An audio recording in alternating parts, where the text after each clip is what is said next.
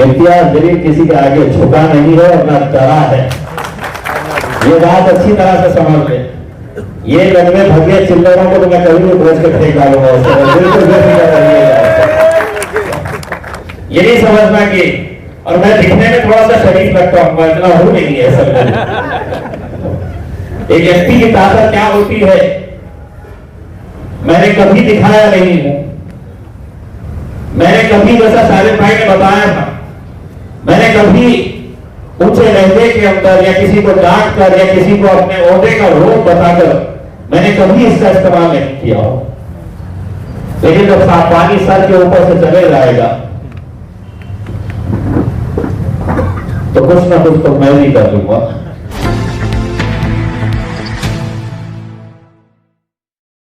समर्थक हूँ और मैं एक बात बोलना चाह रहा हूँ साहब आपको कि छोड़ के हवा में या हवा छोड़कर न जाओ, या सब छोड़ कर आएंगे।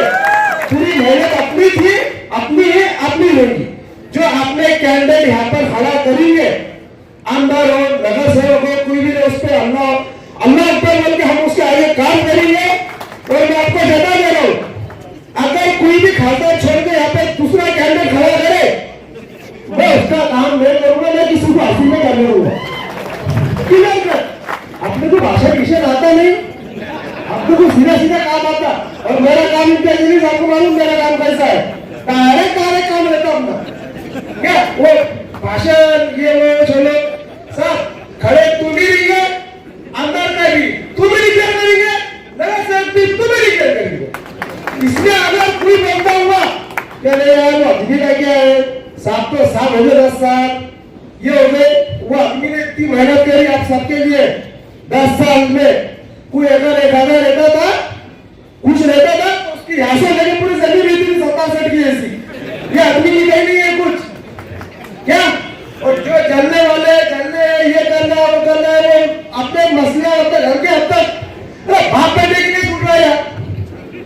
हाँ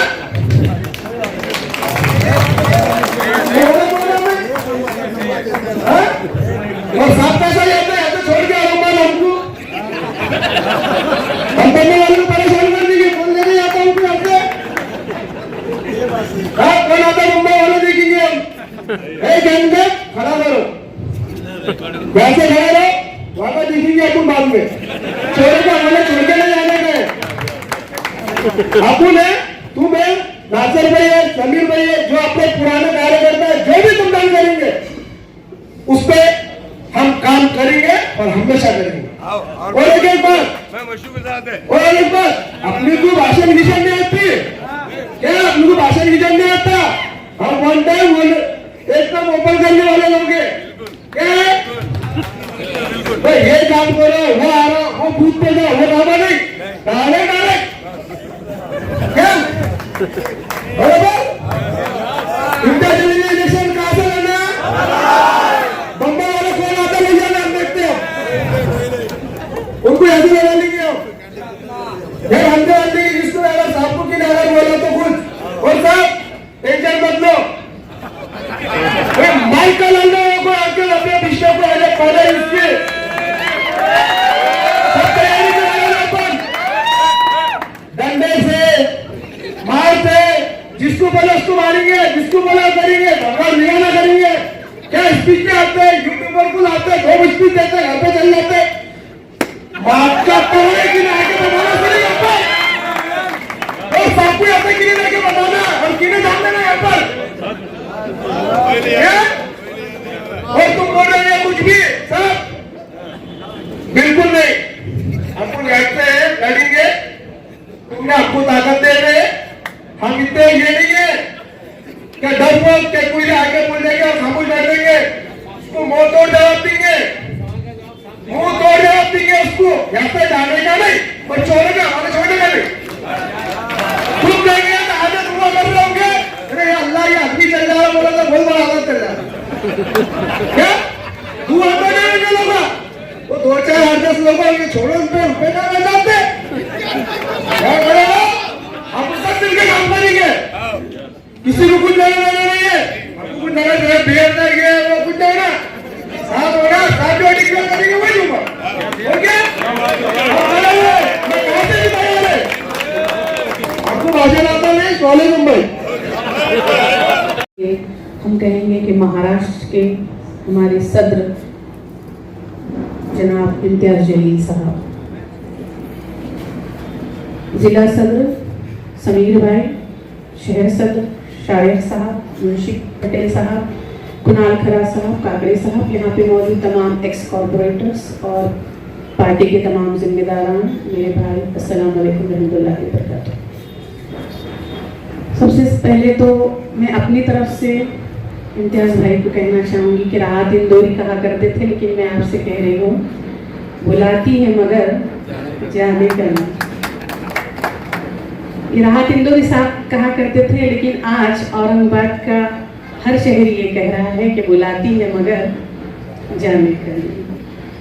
तो इसी बात से मैं अपनी बात की शुरुआत करती हूँ और ये कहना चाहती हूँ कि यहाँ पर खासदार साहब आने के पहले तमाम काम गिनवाए गए और मैं अपनी तरफ से कहना चाहूँगी कि अकबर इलाहाबादी साहब कहा करते थे कि हमारी बातें ही बातें, हमारी बातें ही बातें हैं, सैयद काम करता था। ये सर सैयद अहमद खान के लिए कहा गया था और मेरी नज़र में हिंदुस्तान के दूसरे सैयद साहब यहाँ बैठे।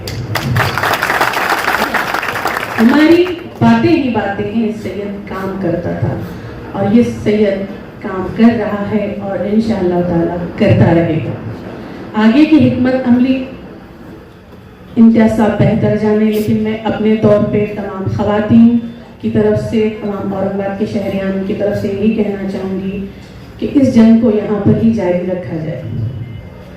और इम्तियाज साहब के कामों के बारे में अगर कहा जाए, अभी कहा जा रहा था कि बस्ती तक, वाड़ी बस्ती तक इम्तियाज साहब के काम पहुँच चुके हैं। आज मैं अपनी तौर पे कहना चाहूँगी कि इम्तियाज साहब के काम इतने हैं कि एक मैनिफेस्टो नहीं, एक किताबचा नहीं, किताब नहीं, अगर इम्तियाज साहब पे पॉलिटिक्स के कोई स्टूडेंट अगर पीएचडी भी कर ले, इंशाअल्लाह ताला हमारे साथ ऐसे स्टूडेंट्स तैयार भी होंगे आने वाले वक्तों में कि इम्तियाज साहब पे इंशाअल्लाह ताला पीएचडी भी की जाए। इनकी शख्सियत देश में, मुल्क में इतनी पॉपुलर हो चुकी है आज, क्या इंशाअल्लाह इन पर पीएचडी ज़रूर की जाएगी इंशाअल्लाह। जो सियासी हमारे डिपार्टमेंट में कुणाल खरा साहब यहाँ मौजूद है और डॉक्टर बाबा साहेब अम्बेडकर यूनिवर्सिटी से ही ये पीएचडी की जाएगी। मैं चूँकि यहाँ खड़ी हूँ और यहाँ तमाम मर्द हजरात बैठे हैं और अक्सर ऐसा होता है कि इन मर्द हजरात में जब एक खातून खड़ी होती है तो उस पर भी सवाल या निशान होते हैं, लेकिन कहा जाता है कि एक नारी सब पे भाई। आप अक्सर दावतों में जाते हैं और खाजी साहब निकाह पढ़वाते हैं, उधर से दूल्हा आता है, इधर दुल्हन मौजूद होती है, लेकिन दूल्हा है तो अपने माँ बाप, पड़ोसी, रिश्तेदार, यहाँ तक के जो नाना बिस्तर में है उनको भी लेके आता है, लेकिन इधर से दुल्हन अकेली ही जाती है। तो कहा जाता है कि अगर औरत के अंदर शऊर आ जाए तो वो फिरौन के घर में मूसा की परवरिश करती है। तो आज हम ये डिस्कस करने के लिए जमा हुए हैं कि मुद्दा ये नहीं है कि कहाँ से लड़ने वाले हैं, लेकिन ये तय है कि लड़ने वाले और इंशाल्लाह ताला जीतने भी वाले। और हम सब जो यहाँ आज बैठे हैं तो इंशाल्लाह हम कमर कस ले और ये ना देखें कि हम किस वार्ड के कॉर्पोरेटर हैं, हम किस वार्ड में रहते हैं, हमको कौन सी जिम्मेदारी दी गई है। अपना जो विजन है, अपना नजरिया है, इसको हम बड़ा बनाएंगे इंशाल्लाह और हम दूर अंदेशी से काम लेंगे। जो हमारे तमाम यहाँ एक्स कॉर्पोरेटर्स बैठे हैं, ये वक्त की सितम ज़रफ़ी नहीं है, इनकी खुशकिस्मती है कि ये 9 साल कॉर्पोरेटर्स हैं और इनको 9 साल काम करने का मौका मिला और आज भी ये लोग काम कर रहे हैं और इंशाल्लाह ताला आगे भी करते रहेंगे। मैं अपनी तरफ से भी और इन तमाम की तरफ से कहना चाहूँगी, मेरा अपना वार्ड इन तमाम लोगों के जो वार्ड से उससे पहले भी मैं बता चुकी हूँ कि सिर्फ शहर का मसला नहीं है, ये तमाम जो देहातों का मसला है। जो 3 का आंकड़ा कहते हैं ना कि देहात इतनी तादाद में और हर इंसान तक इम्तियाज भाई को पहुँच नहीं सकते क्योंकि वक्त कम है। तो हम तमाम मिलकर जो देहातों में हमारे रिश्तेदार हैं, जो हमारा जान पहचान का सर्कल है, हम उन तक पहुंचने की कोशिश करेंगे। और एक आपके पास है ये चीज़, इसका सही इस्तेमाल हमको करना है। हम क्या करते हैं अक्सर ग्रुप्स में और जो एक मिशन के तहत भी ग्रुप चलाया जा रहा है, तो उसमें गुड मॉर्निंग या किसी को बर्थडे या किसी के लिए, आज इतने हसास वक्त में भी हम इन चीज़ों में गिरफ्तार है। हमको ऐसा नहीं करना। फिर हम बैठेंगे और शेख साहब ने कहा कि हमें पता ही नहीं कि क्यों बैठे हैं। हम असल में इसलिए बैठे कि बहुत दिनों से इम्तियाज जलील साहब से हम तमाम की मुलाकात नहीं हुई थी। तो लोकसभा में जिस तरीके से 2001 के बाद एक मुद्दे उठाए गए, कुछ उन तजुर्बात को शेयर कर ले कि कैसा रहा ये 2023 का आखिरी सेशन। इस सिलसिले में हम सोचे कि इम्तियाज जलील साहब से कुछ गुफ्तगू कर ले। और सबसे अहम मुद्दा ये था कि मेरे बाद इंशाल्लाह समीर साजिद साहब भी आपसे मुखातिब हो गए। हम सब चाहते हैं कि मजलिस इत्तेहादुल मुस्लिमीन की जो क़यादत हमने औरंगाबाद में अपनी दुआओं, अपनी रोज़ों और अपनी मेहनतों से खड़े की है, अल्लाह रब्बुल इज़्ज़त का खुसूसी करम रहा है। अभी इस शहर को, इस ज़िले को इस क़यादत की मज़ीद ज़रूरत है। आपके 5 साल का अर्सा बतौर MP ये इस ज़िले के लिए नाकाफ़ी है। इसीलिए इस शहर का, इस ज़िले का हर शख्स चाहता है कि आप दोबारा यहाँ से अपनी क़यादत को मुकम्मल जारी और सारी रखें। मेरे नौजवान दोस्तों, इम्तियाज जलील साहब महाराष्ट्र सदर है और देखिए कि जिस तरीके से इम्तियाज जलील साहब ने अपने पूरे 5 साल गुजारे,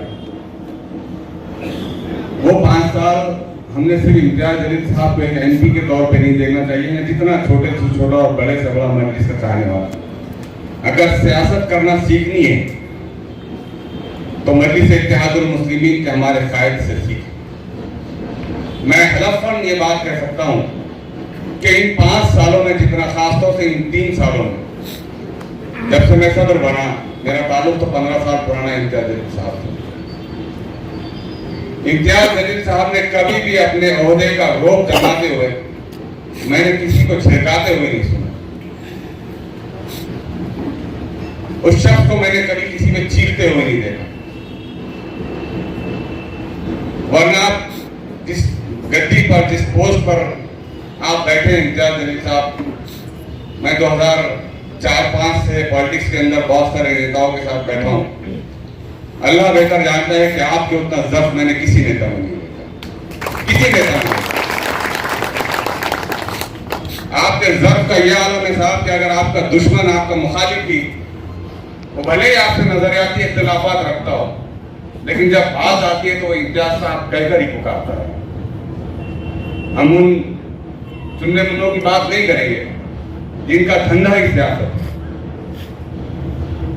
इम्तियाज जलील साहब, आप समझ रहे हैं कि आपने इन 5 सालों में शहर और जिले को बहुत कुछ दिया।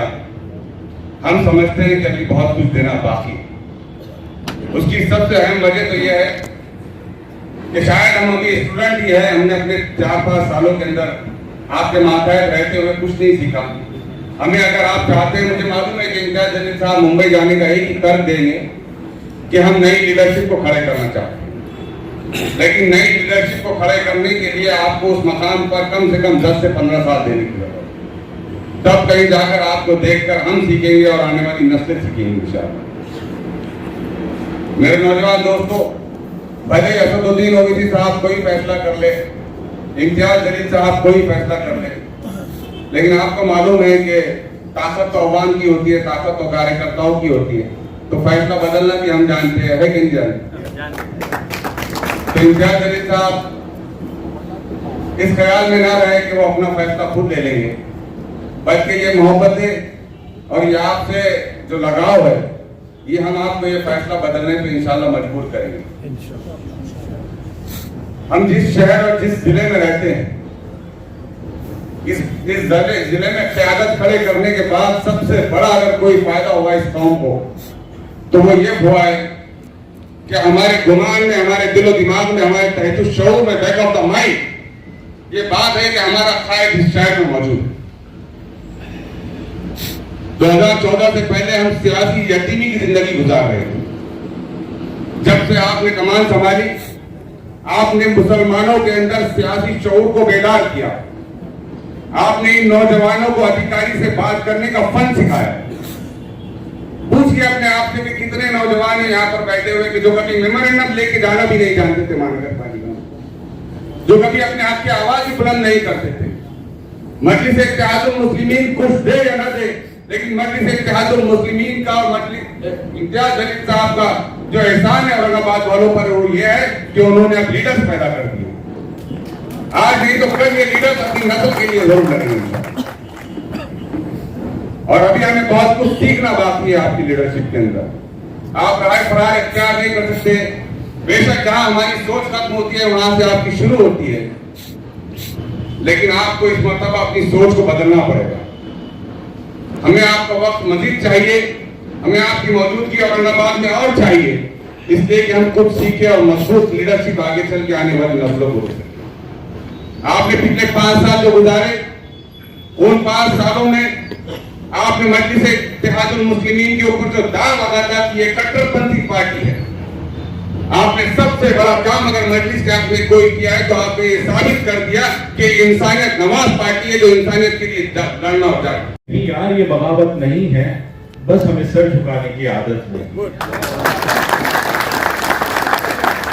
और मौजूदा जो हालात है उसमें वसीम बरेलवी ने कभी कहा था कि ये जो है सबके लिए हो, ये जिद हमारी है। बस इस एक बात पर दुनिया से जंग जारी है, मैं खतरा हूं कि तूफान से जंग लेता हूं, अब मुझे बचाना समंदर की जिम्मेदारी है। तो इस शेर के पस मंजर में आप समझ रहे होंगे कि मैं क्या कहना चाह रहा हूं और समंदर कौन है, खतरा कौन है, किसने बगावत की है और किसको बचाना है। ये वाकई हमारे लिए प्राउड की बात है औरंगाबाद के लिए कि बॉम्बे जो इस मुल्क की इकोनॉमिकल कैपिटल है, मुल्क का सबसे बड़ा शहर है, बल्कि दुनिया का सबसे बड़ा शहर है, और वहां से हमारे नुमाइंदे के लिए इस बात की डिमांड आ रही है कि आप आए और वहां पर इलेक्शन लड़े। तो ये सिर्फ इम्तियाज भाई के लिए ऑनर नहीं है, बल्कि पूरे औरंगाबाद और अब तमाम लोगों के लिए ऑनर है। तो जरूर इस बात पे हम लोगों को फख्र करना चाहिए। पिछले 2014 से हम अगर देखें, जैसे मैं यहाँ पर आपके सामने मुखातिब हो रहा हूँ, मेरी फील्ड है, मैं एडवोकेट हूँ, मुझे 2014 के पहले या उससे पहले ये लगता था कि पॉलिटिक्स हमारी नहीं है। पॉलिटिक्स ठीक है, प्रोफेशनल लोग से इधर नहीं आना चाहिए, होना नहीं चाहिए, लेकिन अगर किसी से इंस्पिरेशन मिला कि नहीं वाकई पॉलिटिक्स जो है वो एजुकेटेड लोगों की फील्ड है और उसकी रहनुमाई, उसकी क़यादत किसी ने किया है तो इम्तियाज भाई ने किया है और उसका हक अदा किया है अल्हम्दुलिल्लाह। और जैसे शारिक भाई ने बोला ये हक अभी मुकम्मल नहीं हुआ है, इसलिए मैं अपनी तौर पे हमारे जितने अवाम हैं तमाम की जानिब से ज्यादा वक्त नहीं लेते हुए इम्तियाज भाई से गुजारिश करूंगा, हमारे कायदीन से गुजारिश करूंगा कि इम्तियाज भाई औरंगाबाद को कंटिन्यू करें इंशाअल्लाह अज़ीज़। जैसे शारिक ने कहा 2029 के बाद इस मामले में सोचा जाएगा, तब सोचा जाएगा, लेकिन अभी फिर वक्त हमको इम्तियाज भाई की जरूरत है, उसको कंटिन्यू करना चाहिए। जज़ाकल्लाह। तमाम जिम्मेदार मेरे सामने बैठे मुहिबान मजलिस को चाहने वाले, मजलिस को ताकत बख्शने वाले और यहाँ तक मजलिस को लेकर जाने वाले, अगर मुस्तफा पटेल की ज़बानी बोला जाए तो तकरीर अपने को भी आती नहीं भाई। मैं हमेशा एक बात कहता हूँ, मजलिस जो है वो दीवानों की जमात है और उसमें से एक दीवाना ये है यकीनन एक ऐसा जुनून, ऐसा जोश शायद ही किसी सियासी पार्टी के कार्यकर्ताओं के अंदर, चाहने वालों के अंदर होता होगा जो मैंने 2014-2019 के अंदर देखा। देखते देखते 10 साल कब खत्म हो गए समझ में नहीं आया। मुझे एक मरतबा एक हारे हुए उम्मीदवार ने कहा था, जो इलेक्शन हारता है उसके 5 साल कटते ही नहीं है, और जो जीतता है उसके देखते देखते 5 साल निकल जाते हैं। और आज 10 साल के बाद मैं ये एहसास करता हूं कि वाकई में 10 साल कैसे निकल गए हैं। आज यहाँ पर आए हैं। सबसे पहले तो मैं आप लोगों को, कल दोपहर 1 बजे हमें अकोला जाना है, जहाँ पर बैरिस्टर असदुद्दीन अवैसी साहब और हम सब वहाँ पर एक अजीम शान जलसा होने जा रहा है। 2.5-3 घंटे का रास्ता है समृद्धि से। कल इंशाअल्लाह दोपहर में 1 बजे निकलेंगे। आप सभी लोगों से मैं इंतजार करूंगा कि जो आ सकते हैं जरूर आए, क्योंकि अब चुनाव का बिल्कुल तकरीबन बच चुका है। पहले ऐसा था कि 22 तारीख के दिन जब राम मंदिर का वन मैन शो किया जाएगा, उसके फौरन बाद आचार संहिता लग जाएगी। फिर ये बात सामने आई कि अबू धाबी के अंदर एक मंदिर का उद्घाटन करना है, उसके फौरन बाद हो जाएगी। अब इनके मूड के ऊपर है, कभी भी ये ऐलान कर सकते हैं कि इलेक्शन का बिगुल, आचार संहिता कभी कहीं से भी लगा सकते हैं वो। यकीनन 2-3 दिनों के अंदर जो बातें सामने आई, जो मीडिया ने जिस तरीके से इसको उठाया, बहुत सारे पार्टी के जिम्मेदारान मेरे पास आए और उन्होंने मुझसे पूछा कि ये फैसला क्यों लिया गया है, ये फैसला सही है या ऐसे ही लिया गया है। किसी ने कहा ये गुगली है, किसी ने कहा कि किसी को डराने के लिए किया गया। तो यकीनन सबके मन में एक सवाल था, लेकिन मेरे मन में सवाल बड़ा क्लियर था, और उसकी वजह यह है कि आज से कुछ दिन पहले मुंबई के मीला रोड के ऊपर जो वाकया हुआ, रामनवमी के दिन राम मंदिर के प्राण प्रतिष्ठा के दिन मीरा रोड के अंदर जो घटना हुई, हम सब ने देखा उसे। दूसरे दिन महाराष्ट्र की हुकूमत ने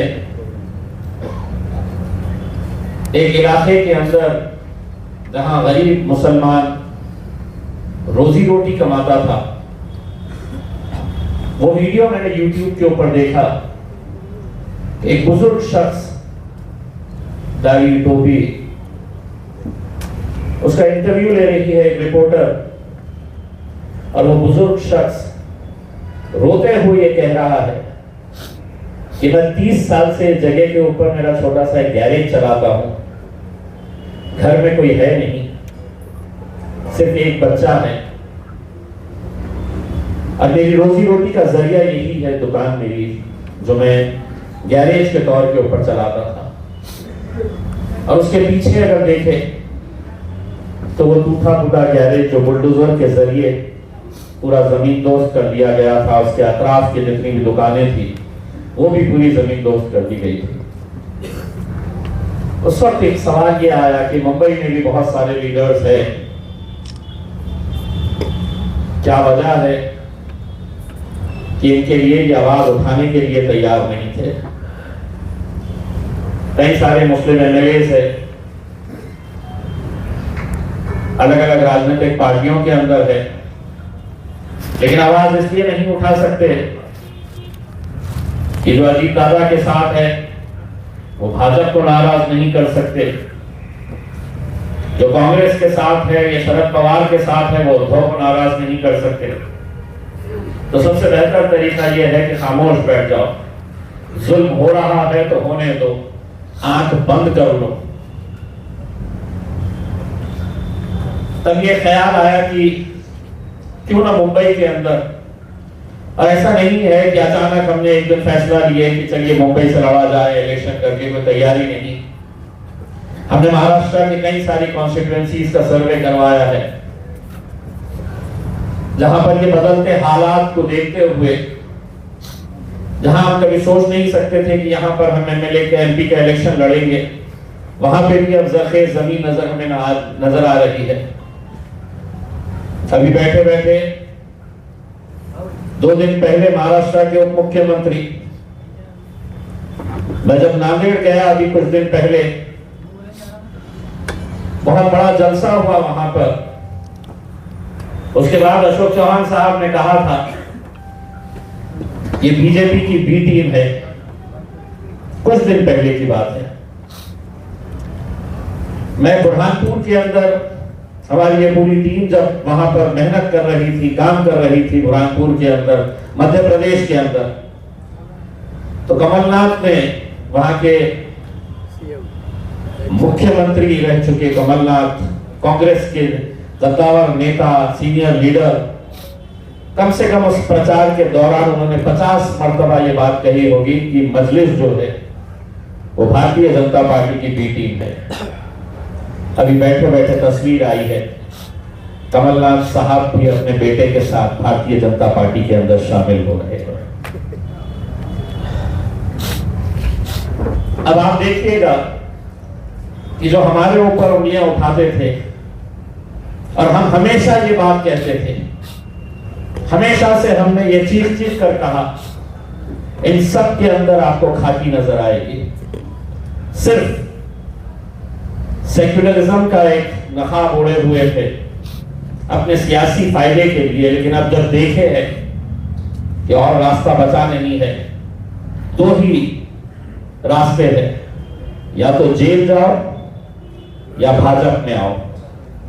जेल तो कोई जाना नहीं चाहेगा, तो भाजपा का रास्ता इख्तियार कर रहे हैं।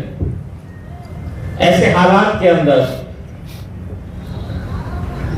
अगर मुत्तहिद नहीं हुए, अगर हम एक प्लेटफॉर्म के ऊपर नहीं आए, हम अपना सियासी ताकत अगर हमने तैयार नहीं करे, तो आप सोचिए आने वाला वक्त कैसा होने वाला है।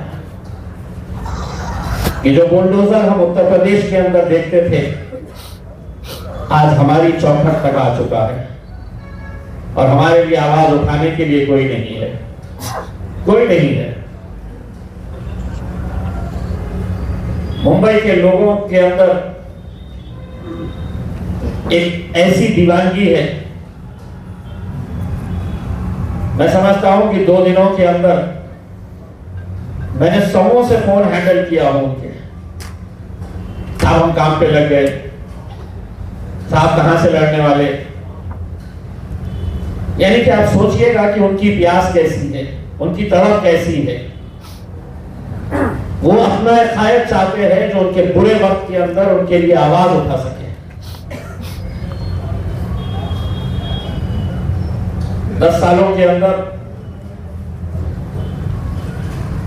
जितना हो सकता है पूरी ईमानदारी के साथ जितना काम कर सकते हैं।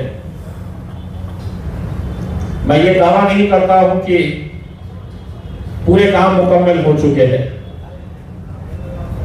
मैं मेरे कॉर्पोरेटर्स के जैसा खुशनसीब नहीं हूं कि जिनका टर्म 5 साल का था वो 10 साल तक लेके आ गए। मेरा 5 साल का एमपी का था, लेकिन मिला मुझे सिर्फ 3 ही साल, क्योंकि 2 साल कोरोना के अंदर चले गए। वो 2 साल भी अगर मिल जाते थे तो अभी तक तो सब कुछ धोके निकाल देते थे। लेकिन 2 साल कोई फंड नहीं, कोई पैसा नहीं, तो लोगों की नाराजगी, लोगों की शिकायत यही है कि साहब मेरी गली का, मेरे गांव का रास्ता। लेकिन मैं नहीं समझता हूं कि पिछले 25-30 सालों के अंदर आपने किसी खासदार के, किसी सांसद के इतने सारे बोर्ड देखे होंगे जितने बोर्ड आपने इम्तियाज जलील के हर गली के, हर मोहल्ले के अंदर देखे। 100% नहीं, किसी मोहल्ले में, किसी इलाके के अंदर 2 रोड बने होंगे, 4 रोड बने होंगे, 6 रोड बने होंगे। लेकिन आज आप कहीं पर भी चले जाइए तो आपको एक बोर्ड वो जरूर मिलेगा जो इस बात को दिखाता है कि हमने आपका पैसा आप लोगों के ऊपर खर्च किए है। ये पैसा किसी खासदार के जेब का नहीं होता है, ये आप ही का पैसा है, आप ही के ऊपर खर्च किया जाता है। अब ये है कि आज से 5 साल पहले जब इलेक्शन आया था तो प्रचार चलाया जाता था, खान पाइजे का बान पाइजे। लोगों ने बोले थे नहीं हमारा खान पाइजा। अब ये प्रचार दोबारा ये कर नहीं सकते हैं,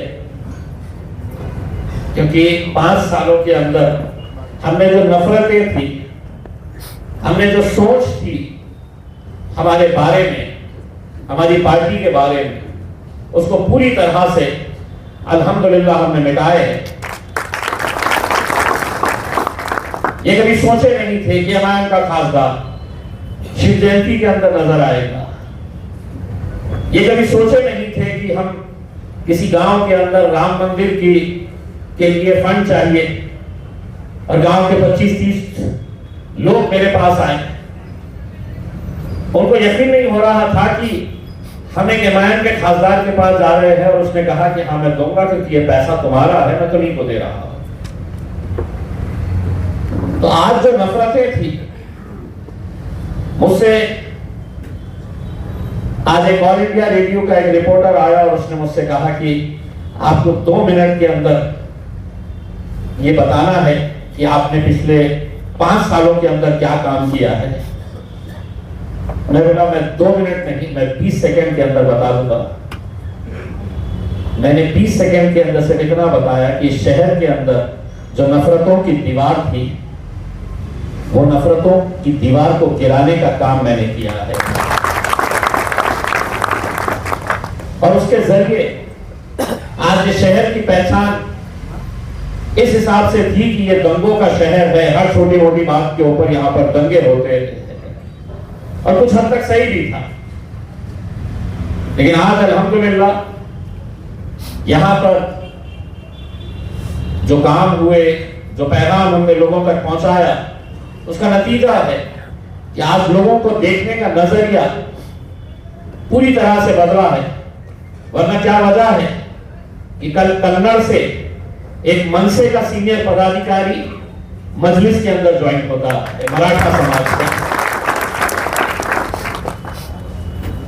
ये मामूली बात नहीं है, क्योंकि शुरुआत में तो हमारे को इस नजर से देखा जाता था कि ये तो आतंकी संगठन है।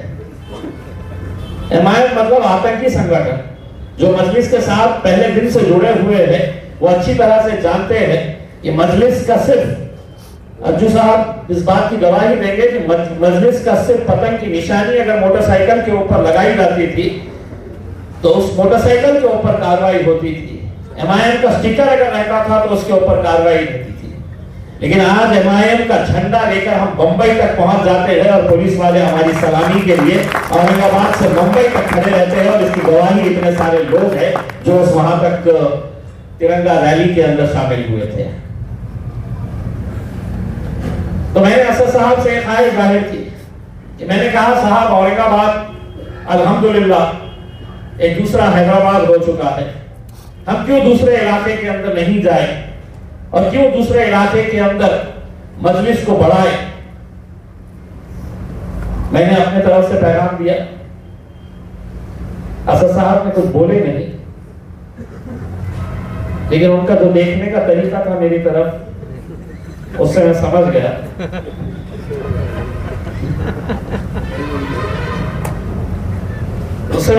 अगर हैदराबादी भाषा में बोला जाए, हौले बात मत करो।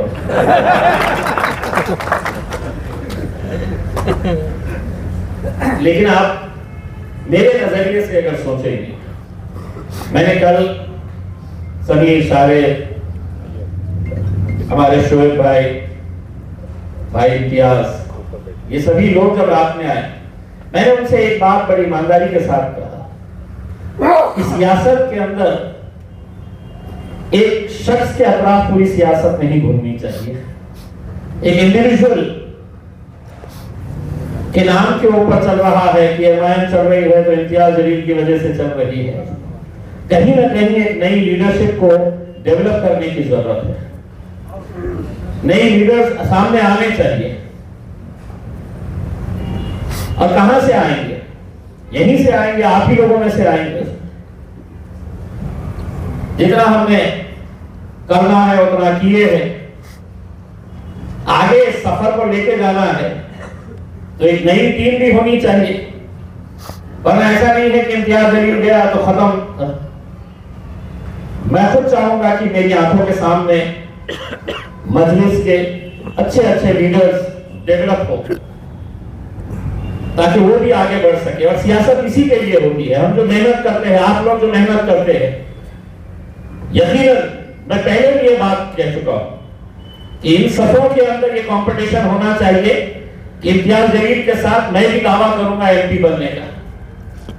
मैं भी असद साहब को कहूंगा कि मुझे भी एमपी का टिकट मिलना चाहिए करके। हर एक की ख्वाहिश होनी चाहिए कि एमएलए का टिकट के लिए मैं भी दावा ठोकूंगा करके। लेकिन दावा ठोकूंगा ऐसा नहीं, इसे सोशल मीडिया के ऊपर बैठ के अपनी तस्वीरें चलाऊंगा। जो जमीन से जुड़ा रहेगा, जो जमीन से जुड़ा रहेगा, यकीनन उसकी ये ख्वाहिश होनी चाहिए कि मैंने भी आगे बढ़ना चाहिए। और सियासत ऐसी ही होती है। कार्यकर्ता जो बनता है वो कार्यकर्ता से नेता का सफर ऐसे ही पूरा करता है, तो कोई बुरी बात नहीं है। जब मैं फेसबुक के ऊपर देखता हूं भावी नगर सेवक,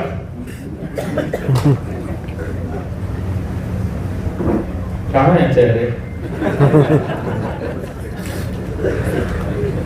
रखिए, ख्वाहिश रखिए, बिल्कुल रखना चाहिए।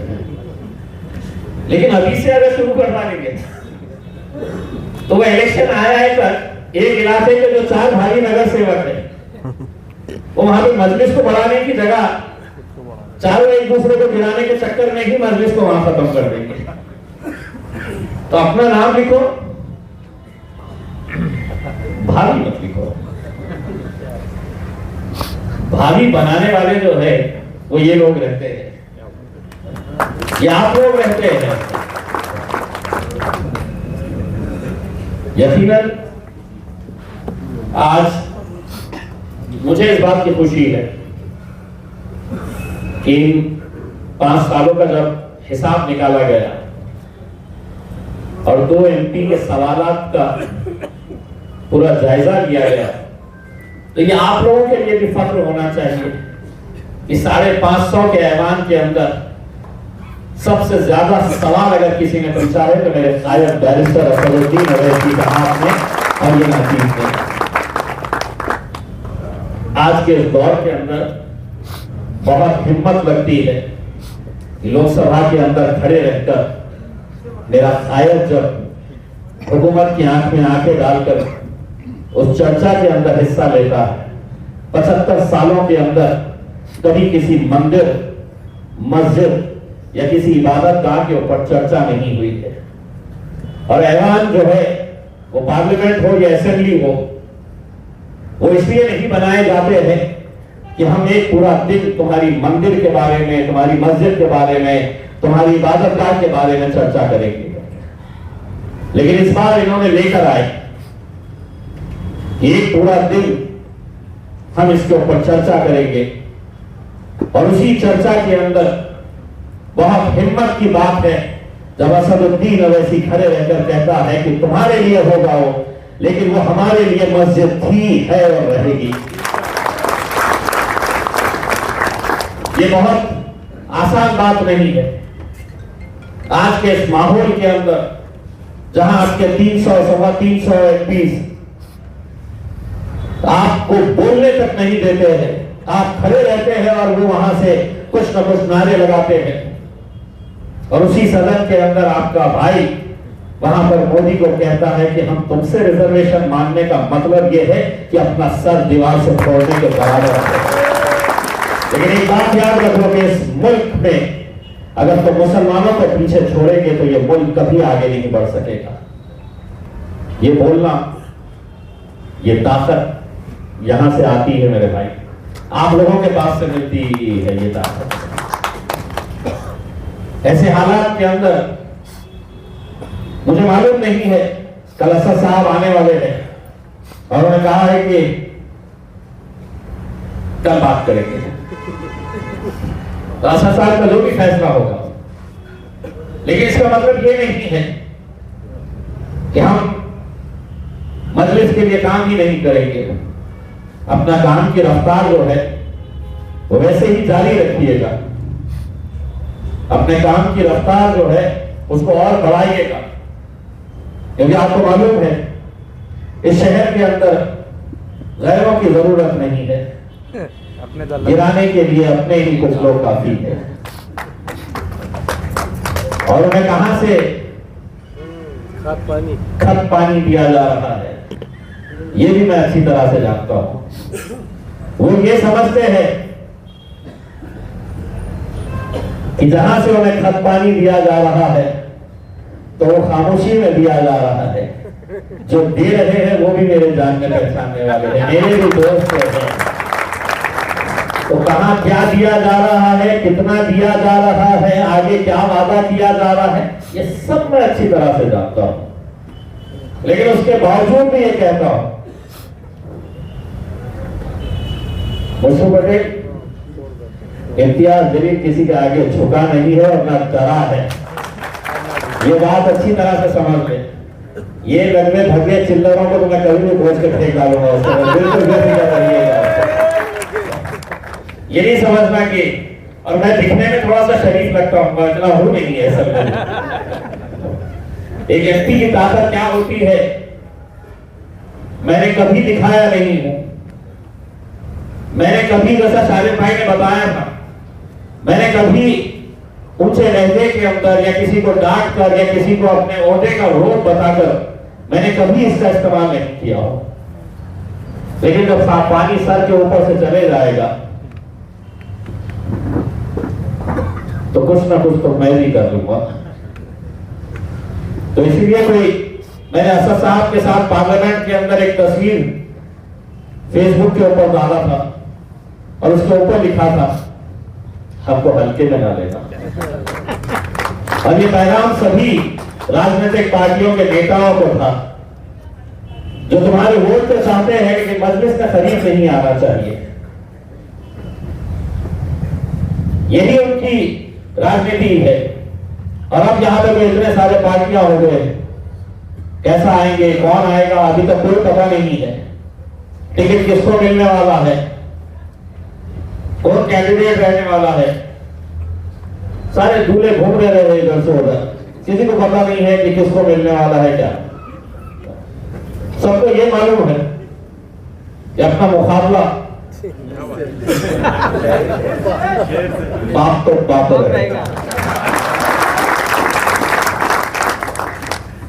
लेकिन मेरे भाइयों, मुझे मालूम है कि ये जो बात सामने आई थी मुंबई की, आज कई कॉन्स्टिट्यूएंसीज हमें ऐसे लगते हैं जैसा नामदेव तैयार हो चुका है। कहां जाएंगे वो जो इतने सालों तक अशोक चौहान को दूल्हा बनाए हुए घूमते थे, उसके लिए शतरंजियां उठाते थे, कुर्सियां बिछाने का काम करते थे। कहां जाएंगे वो? उस वक्त मुझे याद है असद साहब ने अपनी तकरीर के अंदर, नांदेड़ के अंदर ये बोला था कि आओ मेरे साथ, मैं तुम्हें इंसाफ दूंगा, मैं तुम्हें कांधे के ऊपर बिठाऊंगा अपने। आज वो लोग की हालत क्या हो रही होगी। तो ऐसे कई सारी कॉन्स्टिट्यूएंसीज हैं जिसके अंदर अगर हमने ईमानदारी के साथ अगर लड़े, पूरी ताकत के साथ अगर हम लड़े, तो बहुत सारे अच्छे मौजूदे भी देखने को मिल सकते हैं। बस आप लोगों का साथ, आप लोगों की दुआएं चाहिए। और मजलिस औरंगाबाद के अंदर ये समझ लीजिएगा कि अब शख्सियत आएगी और जाएगी, लेकिन मजलिस जिस मजबूती के साथ यहां पर अपने पैर जमा चुकी है, जो कदम यहां पर जमा चुकी है, उसे कोई नहीं कमजोर कर सकता है। कोई नहीं कमजोर कर सकता है। बस हमें अपनी ताकत को बरकरार रखना होगा। हमारे आपसी इख्तिलाफ, हमारे आपसी जो रंजिशें हैं, आज कितनी खुशी की बात है कि अगर पार्लियामेंट के अंदर मैं धनगर समाज का मुद्दा मैं उठाता हूं तो महाराष्ट्र जैसा कौन सा शहर, कौन सा गांव नहीं होगा। आप यूट्यूब के ऊपर जाके देखिएगा कि उनके लोगों को अभी निकलते वक्त हिंगोली के एक आदमी ने फोन करा की साहेब माझा मत तुमच्या कॉन्स्टिट्युएन्सी मध्ये नाही आहे, पण माझे अनेक नातेवाईक आहे औरंगाबाद मध्ये राहणारे आणि मी फक्त तुमच्यासाठी 4 दिवसाची सुट्टी घेऊन इथे येणार आहे साहेब, माझ्या धनगर समाजाच्या बांधवांना तुमच्यासाठी मत मागायचं. तो ये परिवर्तन जो हुआ, आज आदर्श के जितने भी लोग हैं 60-65 हजार लोग कितना भी कहे, डॉक्टर करार साहब कहे, खैरे साहब कहे कि ये सियासत के नजरिए से कर रहा है, लेकिन सोचो आप, जिस महिला की जिंदगी भर की कमाई 1.5 लाख रुपए है, वो बैंक में डालती है और उसको ये बताया जाता है कि अब तुझे पैसा नहीं मिलने वाला है. सोचो उस मां के बारे में, उसकी कैफियत कि जिसका 20 लाख रुपए बैंक के अंदर है, उसी आदर्श के अंदर, और उसके बच्चे को कैंसर हो गया है और वो कैंसर का ऑपरेशन करने के लिए उसको 4.5 लाख रुपए चाहिए. पैसा होने के बावजूद भी मां अपनी आंखों के सामने अपने बच्चे को मरते हुए देख रही है. तो क्या इंसानियत किसी के अंदर नहीं है? हर चीज सियासत के नजर से किया जाएगा, हर चीज सिर्फ राजनीति के नजर से किया जाएगा. 22 लोग अभी तक मर चुके हैं, उनकी मौत का कोई जिम्मेदार नहीं है. या गरीब है तो मरने दो, छोड़ दो उनको मरने के लिए. जब वो मां आती है, संतोष की मां मेरे पास, और जब बिलक बिलक कर रोती है, तो मैं उसको क्या जवाब देना चाहिए? और मैं आपको यकीन के साथ कहता हूं, कोई नहीं था उनके लिए खड़े रहने वाला.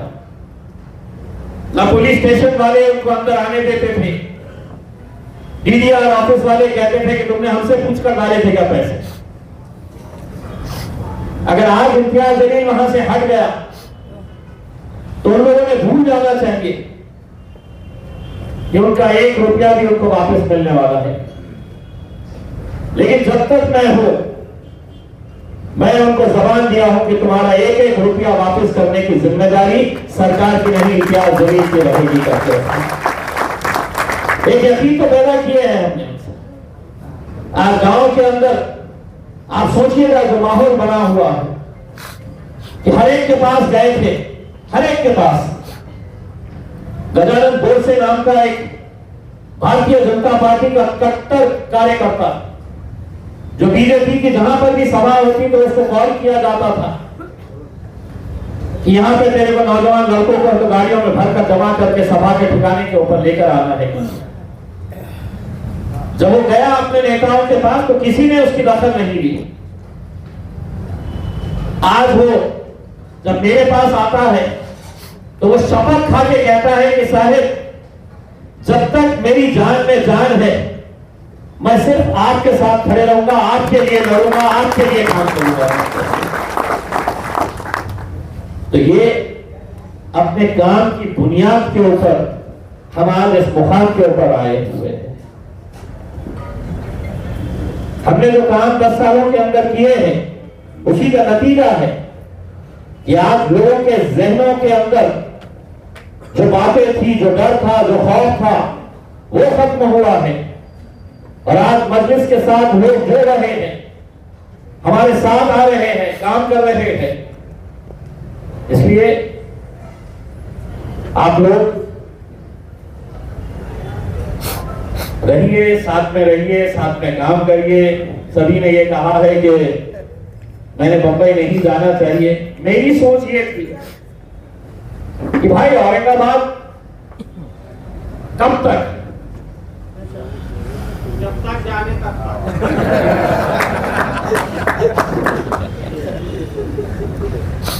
लेकिन आप ये भी नजरिए से सोचिए कि आज महाराष्ट्र के अंदर, मुंबई में इतना बड़ा एक वैक्यूम है लीडरशिप का कि वहां पर है नाम के मुसलमान लीडर, वहां पर भी है. लेकिन जब वक्त आता है और तुम खड़े नहीं रहते हैं तो वो लीडर किसी काम का नहीं है. चाहे फिर वो राम मंदिर का मामला हो, कोई जरूरत नहीं थी इम्तियाज जलील को. मैंने पुलिस वालों को बोल दिया होता कि जाओ देख लो क्या हो रहा है करके. लेकिन उस रात अपनी जान अगर जोखिम में डालकर मैं वहां पर गया तो मुझे मालूम है कि अगले दिन पूरे हिंदुस्तान में दंगा हो सकता था, क्योंकि राम मंदिर के ऊपर हमला होने वाला था. और फिर लोग मुझसे कहते हैं क्यों गया था। कोई कहता है कि मंदिर में चल गया था डर के छुप के। दूसरे ऐसे बहुत सारे बातें हैं, हर एक का मैं जवाब नहीं दे सकता हूं। मैं जो काम करता हूं मैं जानता हूं और मेरा अल्लाह जानता है किस नीयत से हम काम करते हैं करके। और शायद यही वजह है कि जब इलेक्शन आता है तो लोग बहुत डरे हुए होते हैं। कितने लोग मुझसे पूछते हैं शुरू होगी आपकी तैयारी? मैं कहता नहीं, मैं 5 साल भागता हूं और 50 दिन मेरे ये लोग भागते हैं मेरे लिए। जो 5 साल कुछ नहीं करता है उसको इलेक्शन के वक्त में बड़ा डर लगता है कि आगे कैसा होने वाला है, पूरी प्लानिंग उसकी रहती है। लेकिन मुझे मालूम है कि 2014 कैसा जीते, 2019 कितने सारे लोग हैं। ईमानदारी से लगे साहब दिल पे हाथ रख के बोलो, 2014 के अंदर एक डर था ना कि जीतेंगे नहीं जीतेंगे, कहां से आते वोट देते नहीं मिलते करके, लेकिन हुआ। आगे भी इंशाल्लाह मजलिस बढ़ेगी। आप लोगों का सभी का काका साहब काकरे आपकी सेफ्टी इंशाल्लाह जारी रहेगी। हमें बॉक्सर आप बेफिक्र रहिएगा, आपकी खुराक जो है आपकी सेल्फी, आपको 2 टाइम खाना नहीं दिया चलेगा लेकिन एक सेल्फी हो जाना चाहिए।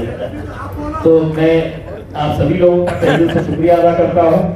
और ये आज क्यों बुलाया गया था, ये सवाल था तो समीर भाई और शालिक साहब ने कहा था कि साहब इलेक्शन करीब आ रहे हैं, एक मतलब सबसे मुलाकात करेंगे, सबसे बात करेंगे, सबके अंदर एक नई ऊर्जा भरेंगे। और जब ऊर्जा भरने की बात आई तो सबका जोश ऐसा नीचे से ना हो गया, नहीं क्या हो गया है, क्या बोलना है। जो भी होगा इंशाल्लाह कल असद साहब फैसला करेंगे, बात करेंगे और जो भी होगा मजलिस के हक में इंशाल्लाह फैसला होगा। ये मैं आपको इतना यकीन दिलाता हूँ और उम्मीद करता हूँ कि जो मोहब्बतें आप लोगों ने मजलिस के साथ इतने सालों से देते आए हैं आगे भी मजलिस का साथ देते रहेंगे इंशाल्लाह। अल्लाह ने जो भी सही फैसला होगा वो फैसला हमें असद साहब सुनाएंगे और जो भी फैसला रहेगा आप सबको कबूल करना होगा उसमें। और यही एक पार्टी का फैसला होता है। शारिफ भाई ने बगावत के सुर अभी से ही डाल दिए हैं कि जो भी फैसला होगा हमने मानने वाले ऐसा नहीं होता है। औरंगाबाद जो भी होगा इंशाल्लाह अच्छा फैसला होगा। कल असद साहब आएंगे, असद साहब के साथ डिस्कस करेंगे, बात करेंगे इंशाल्लाह। और आप यकीन रखिएगा कि असद साहब की भी तरफ यही है। उन्होंने तो असद भाई ने औरंगाबाद को इतना ये अपना शहर माना है कि उन्होंने हैदराबाद की तकरीर के अंदर एक बार कहा था कि मैं जब नहीं रहूंगा तो मैं चाहूंगा कि औरंगाबाद की सरजमीन के अंदर मुझे दफनाया जाए। पार्लियामेंट के अंदर भी उन्होंने ये बात कही है। तो बहुत बहुत शुक्रिया आप सभी लोगों का यहाँ पर आए हैं और इंशाअल्लाह आगे भी देखते रहेंगे।